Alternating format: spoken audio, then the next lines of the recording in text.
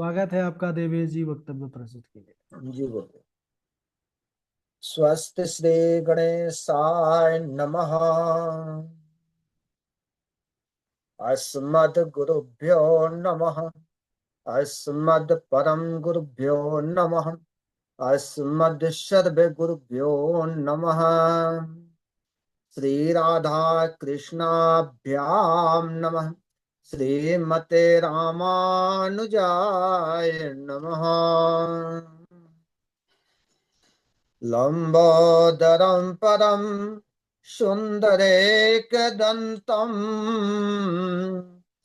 पीतांबरं त्रिनयनं परमं पवित्रम् दिवाकर निभोज्वलकान्ति कान्तम् विघ्नेश्वरं सकल विघ्न हरं नमामि। अखण्डमण्डलाकारं व्याप्तमेन चराचरम् तत्पदं दर्शितं येन तस्मै श्रीगुरवे नमः। नारायणं नमस्कृत्य नरं चैव नरोत्तमम् देवीं सरस्वतीं व्यासं ततो जयमुदीरयेत्। श्रीराम श्रीराम राम रघुनंदन राम राम। श्रीराम भरता गिरिज राम राम। श्रीराम रण कर कस राम राम। श्रीराम राम शरणं भव राम राम। रामाय रामभद्राय रामचंद्राय वेधसे रघुनाथाय नाथाय सीताया पतये नमः। मोकं करोति वाचालं पंगुं लंघयते गिरिं यत्कृपातमहं वन्दे परमानन्दमाधवम्। भक्त भक्ति भगवंत गुरु चतुर नाम बपु एक। इनके पद बंदन किए नासत विघ्न अनेक। जय जय श्री सीतारमण जय जय भूप किशोर। जय भक्तन सर्वस्व प्रभो जय संतन चित चोर। जय संतन चित चोर। बोलिए भक्त वत्सल भगवान की जय। राघवेंद्र सरकार की जय।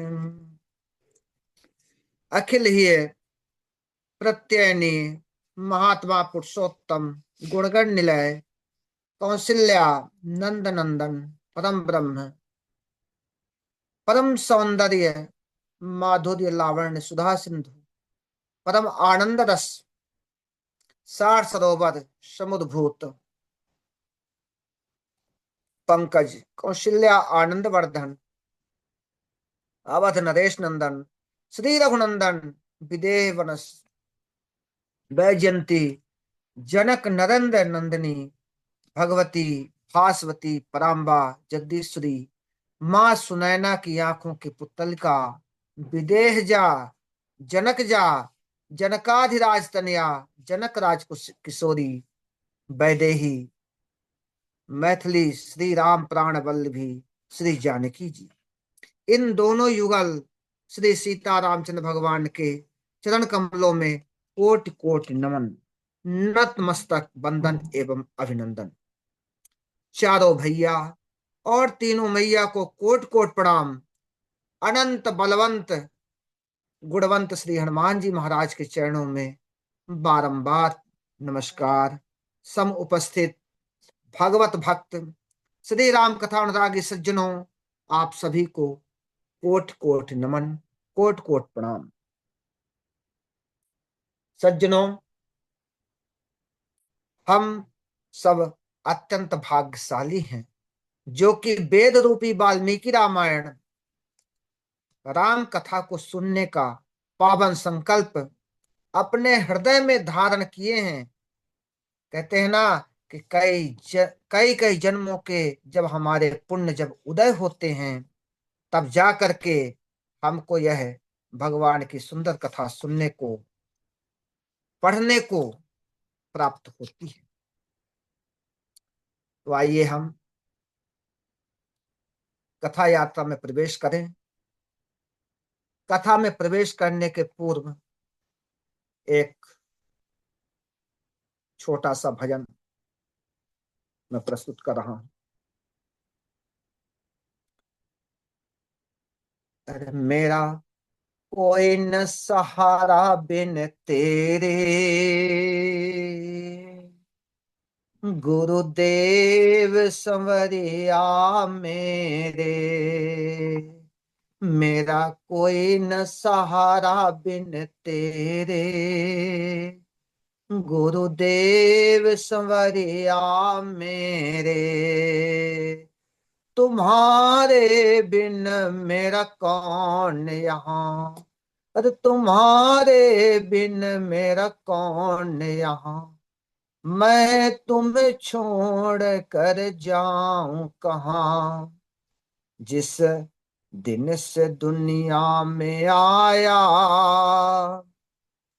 मैंने पल भर चैन नहीं पाया। सहे कष्ट पे कष्ट घनेरे, सहे कष्ट पे कष्ट घनेरे। गुरुदेव संवरिया मेरे। मेरा कोई न सहारा बिन तेरे, गुरुदेव संवरिया मेरे। मेरे नैना कब से तरस रहे, सावन भादों से बरस रहे। अब छाए घोर अंधेरे, गुरुदेव संवरिया मेरे। मेरा कोई न सहारा बिन तेरे, गुरुदेव संवरिया मेरे। मेरा सच्चा मार्ग टूट गया, मुझे 5 लुटेरों ने लूट लिया। मैंने जतन किया बहुत तेरे, गुरुदेव संवरिया मेरे। मेरा कोई न सहारा बिन तेरे, गुरुदेव संवरिया मेरे। मेरे सारे सहारे छूट गए, मेरे सारे सहारे छूट गए। गुरु तुम भी हमसे रूठ गए, करो दिल के दूर अंधेरे। गुरुदेव संवरिया मेरे। मेरा कोई न सहारा बिन तेरे, गुरुदेव संवरिया मेरे। गुरुदेव संवरिया मेरे, गुरुदेव संवरिया मेरे। बोले सतगुरुदेव भगवान की जय। अब चलिए हम कथा में प्रवेश करते हैं।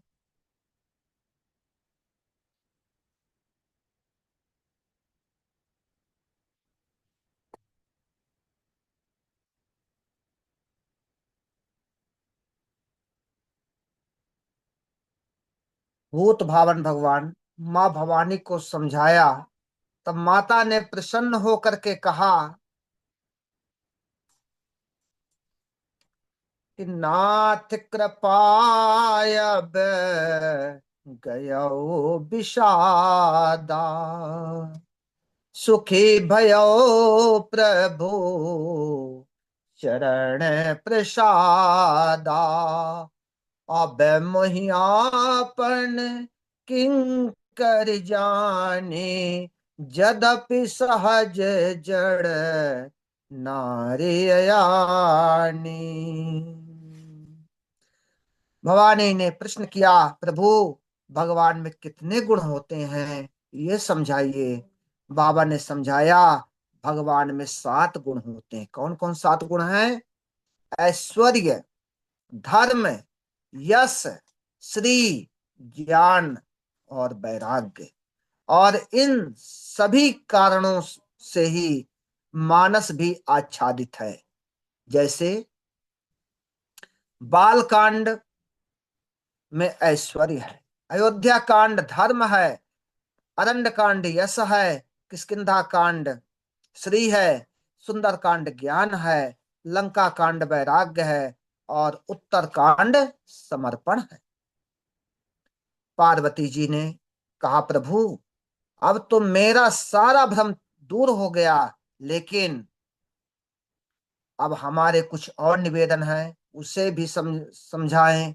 भवानी ने शिव जी से एक साथ 16 प्रश्न किया। कौन कौन से? पहला प्रश्न था, गुणवान कौन है? दूसरा प्रश्न था, वीरवान कौन है? तीसरा प्रश्न था, धर्मवान कौन है? चौथा था, कृतज्ञ कौन है? पांचवा था, कौन है जो कभी झूठ नहीं बोलता?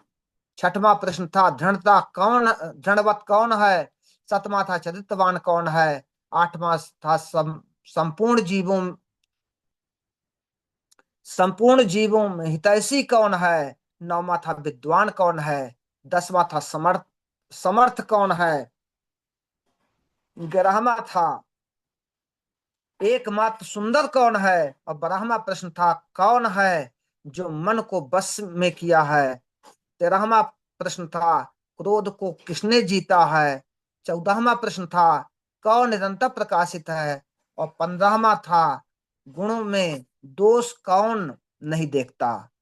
भवानी ने संपूर्ण कथा का प्रश्न कर डाला। इन प्रश्नों में बाल कांड से उत्तर कांड तक के सारे प्रश्न हैं। भवानी के प्रश्नों से संतुष्ट होकर के बाबा कथा प्रारंभ करते हैं। हरे अवतार हे तुझे ही होए, इदमित्थम कहे जाए न सोई। संसार में ये कोई नहीं कह सकता कि इद मिथ्यम, मतलब भगवान का अवतार किस लिए हुआ है। हजारों कारण हैं। तो 10 कंध को मारन को चतुरंगिणी, शक्तिमती न पताहू रूपाती। ऋषि मुनियन के सत्कारन को, बहुयज्ञ विधान होते सुख राशि। मन राख्यू बंधु भरत को हेतु, धरे तन हेत प्रजा की उपासी। सबरी बनवासिन होती न जो, प्रभु राम हुना बनते बनवासी। जब जब होए धर्म की हानि, जब जब होए धर्म की हानि। बाढ़ असुर अधम अभिमानी, तब तब धर प्रभु विविध शरीरा। हरहि दया निधि सज्जन पीड़ा। तब शिव जी कहते हैं, भगवान के अवतार का एक कारण यह है। कौन सा? जय और विजय भगवान के द्वार पाल है। बाकी सब जगह पराजय ही पराजय है। पर एक बार संकादिक वैकुंठ में पधारे तो जय और विजय ने उन्हें रोक लिया।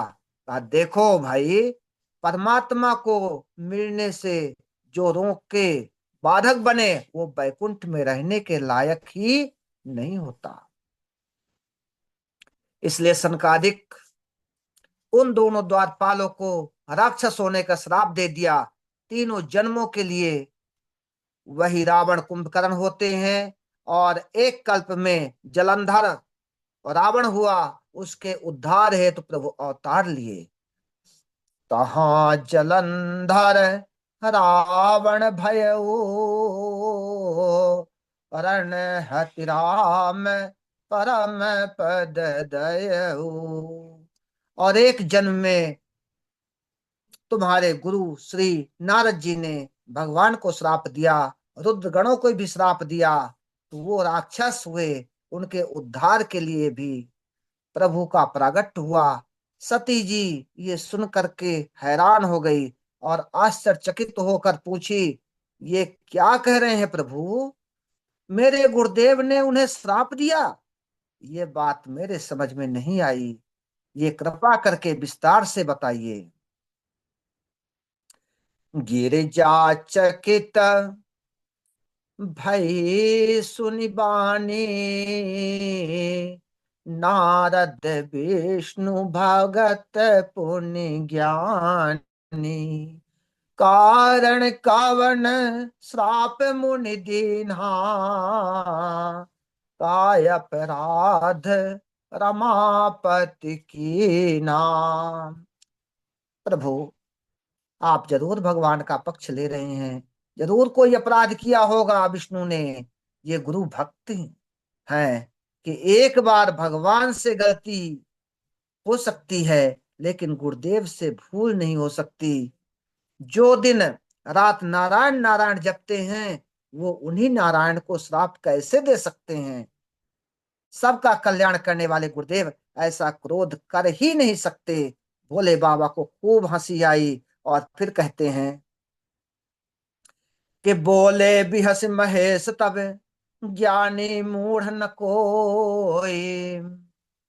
जेहि जस रघुपति करही जब, सो तस तेहि क्षण होई। बाबा बोले, देवी, करने कराने वाले वही हैं। कौन? श्री नारायण। जैसे चाहे वैसे कराएं। नारद जी सचमुच महान हैं, इसमें संदेह नहीं है, लेकिन भगवान की ऐसी इच्छा थी कि उनकी माया ने उन्हें खूब नचाया। भगवान की माया है, भगवान की माया ही ऐसी है, सबको अपने इशारे पर नचाती है। शिव जी ने कहा, देवी, मैं समझ रहा हूं, नारद ज्ञानी है, परम वैष्णव है, परंतु भगवान की माया सबके ऊपर है। वो इनके माध्यम से समाज में कुछ शिक्षा देना चाहते हैं। तब पार्वती ने कहा कि हमको इसको विस्तार से समझाइए। कारण कवन श्राप मोनि देना, काय अपराध रमापति के ना। यह प्रसंग मोहि कहूँ पुरारी, मुनि मन मोह आचरज भारी। बाबा ने कहा, एक बार श्री नारद जी हिमालय में विचरण कर रहे थे। यहाँ पर एक विचित्र बात आई कि हिमालय पूरा का पूरा पवित्र है। हिमगिरि गुहा एक अति पावनी, बह समीप सुर सरिय सुहावनी। वहां जितनी गुफाएं हैं सभी पवित्र हैं, और एक अति पावन है। केवल एक ही क्यों? इसलिए कि उसके समीप गंगा जी की धारा बह रही है। नारद जी ने वहां का दृश्य देख करके श्राप मुक्त होकर के ध्यानस्थ हो गए। सुमिरत हरि श्राप गति बाधे, सहज विमल मन लागे समाधि। यहां भी बड़ी विचित्र घटना घटी। समाधि तो नारद जी की लगी है और तकलीफ इंद्र को हो रहा है। तो गोस्वामी जी ने यहां बड़ी अद्भुत बात लिखी है कि एक सिंह ने किसी कुत्ते को देखा कि कुत्ता मुंह में हड्डी लेकर के चबा रहा था। अचानक कुत्ते ने शेर को देखा तो भागने लगा, इस डर से कि शेर कहीं उसकी हड्डी छुड़ा न ले। अब आप सोचो कि शेर कभी हड्डी छीनेगा उसके मुंह से। बाबा ने यहाँ इंद्र की तुलना कुत्ते से की है कि सूख हाड़ लय भाग सठ, स्वान निरख मृगराज, छीन ले जन जान जड़, तिम सुरपते हैं नलाज। इंद्र ने कामदेव को बुला करके बोला, नारद की तपस्या भंग करो। कामदेव ने कहा, अभी जाता हूं, एक क्षण नहीं लगेगा हमें बाबा की समाधि भंग करने में, इसके तो हम विशेषज्ञ हैं। कामदेव अब गया विशेषज्ञ बन करके, लेकिन वो विशेषज्ञ नहीं है, विशेष अज्ञ था। सारी चेष्टा लगा दी, लेकिन काम कला कछु मुनि न व्यापी, निज भय डरेऊ मनोभाव पापी, सीम की चापे सकै को तासो, बड़ रखवार रमापति जासु, बड़ रखवार रमापति जासो।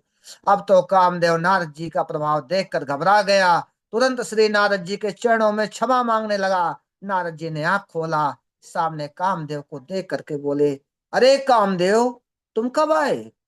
कामदेव ने कहा, महाराज पहले तो आप मुझे क्षमा कीजिए। अरे महाराज, मैंने बहुत से महात्मा देखा, लेकिन आप जैसा नहीं देखा, धन्य हो आप। नारद जी ने पूछा, कामदेव क्या विशेषता देखा हम में? कामदेव ने कहा, आप जैसा तो कोई है ही नहीं। नारद जी ने मन में कहा, मतलब इस पर मेरा प्रभाव पड़ा।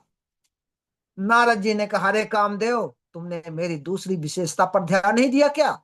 तुमने मेरी समाधि भंग करना चाहा, लेकिन मुझे तनिक भी क्रोध नहीं आया। इसका मतलब मैंने काम क्रोध दोनों पर विजय प्राप्त कर लिया है। कामदेव ने कहा, वाह महाराज, आपने तो गजब ही कर दिया। नारद जी ने पुनः कहा, इतना ही नहीं, और सुनो, मेरी विशेषता जा करके अपने इंद्र से कहना कि मुझ में लोभ भी नहीं है। अब तो मैंने काम क्रोध लोभ तीनों पर विजय प्राप्त कर लिया। अब तीन तीन विशेषताएं अपने में दिखने लगे। सुने सबके मन अचरज आवा, मुने प्रशंसे हरे सिरुनावा। अब तो नारद जी से कोई भी मिले, उसी से पूछे, बताओ काम को किसी ने जीता है मेरे अलावा? किसी ने कहा, हाँ, चितवत काम भयउ जरि छारा। नारद जी ने सोचा कि शिव जी ने काम को तो जला दिया, लेकिन क्रोध को नहीं जीते, तो चलो शंकर के पास चले, बताएंगे कि आप सफल तो हुए, लेकिन मेरी तरह नहीं। अब नारद जी आए शंकर जी के यहाँ। शिव जी सोचे, संत पधारे हैं, वो आज श्री राम कथा सुनने को मिलेगी। शिव जी ने कहा, नारद अच्छे पधारे, आज कुछ भगवान की कथा सुनाइए। नारद जी बोले, आजकल मैं एक नई कथा करने लगा हूँ। बाबा ने पूछा, कौन सी नई कथा महाराज? तब नारद जी राम की कथा को छोड़ करके काम कथा सुना बैठे।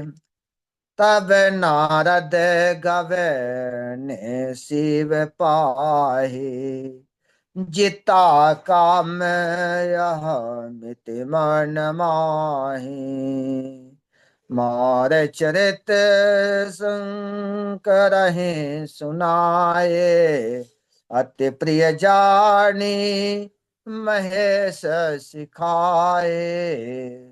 भगवान शंकर मौन थे। अब कथा सुनाने के बाद श्रोता कुछ न बोले तो वक्ता को अटपटा लगेगा ही।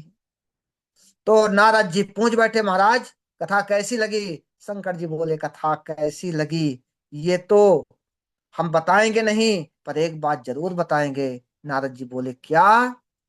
बाबा बोले, नारद, जैसी कथा यहाँ सुनाए हो और कहीं नहीं सुनाना, खासकर भगवान श्री हरि को तो भूल करके भी नहीं सुनाना।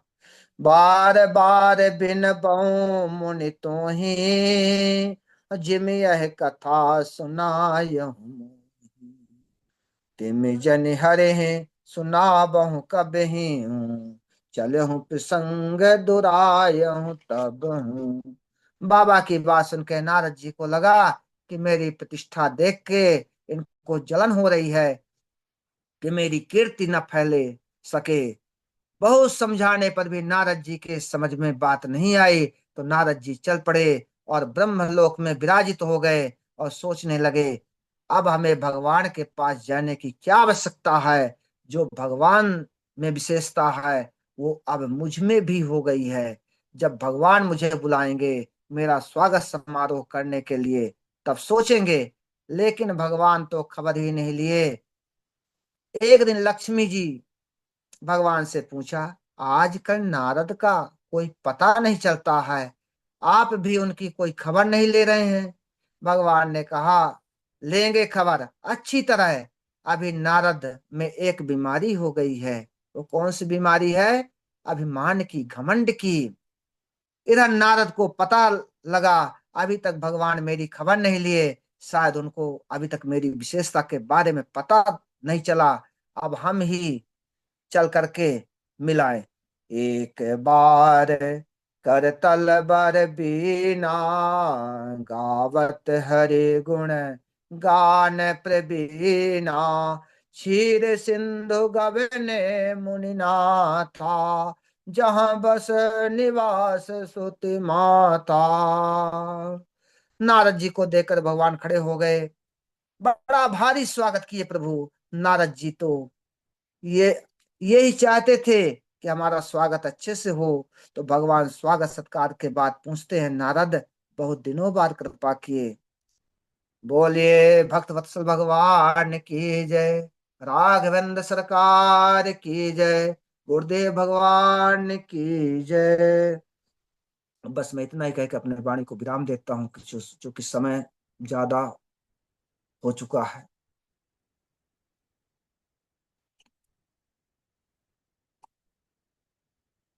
बहुत बढ़िया, बहुत बढ़िया। समय तो इस समय हो ही जाता है ज्यादा हमसे भी, तो कोई बात नहीं, लेकिन आनंद और रस बहुत आया। दिव्य जी बड़े प्रेम से गाए उस चरित्र को, आनंद बरसता रहा। भगवान राघवेंद्र सरकार की, भोले बाबा की कृपा हमेशा बनी रहे। ऐसे ही आप पावन चरित्र को अब बहुत जल्दी व्यासपीठ पर बैठ करके हमको सुनाइए। बहुत अच्छा वाणी अब निकालने लगी है, बहुत बढ़िया, बहुत अच्छा।